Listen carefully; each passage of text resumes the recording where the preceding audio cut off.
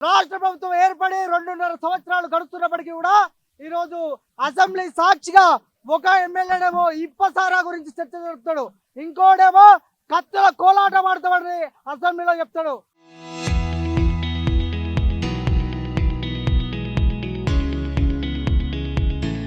మందుల సామ్యుల్ గారు కత్తుల కోలాటం ఆడు కాదు, విద్యార్థులు ఉరిపెట్టుకొని చచ్చిపోతా ఉన్నారు. వాళ్ళ గురించి ఆలోచించండి. అసెంబ్లీ సాక్షిగా విద్యార్థులకు స్కాలర్షిప్ రియంబర్స్మెంట్ బకాయిలను విడుదల చేయడానికి కృషి చేయండి.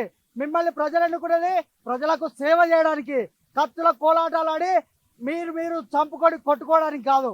ఈరోజు రాష్ట్ర ప్రభుత్వాన్ని ఒకటే డిమాండ్ చేస్తా ఉన్నాం, పెండింగ్ లో ఉన్న స్కాలర్షిప్ ఫీజు రియంబర్స్మెంట్ బకాయిలను వెంటనే విడుదల చేయండి. లేకపోతే మాకు చేత కాదు, మేము దద్దమ్మలం అని చెప్పేసి రాజీనామా చేయండి.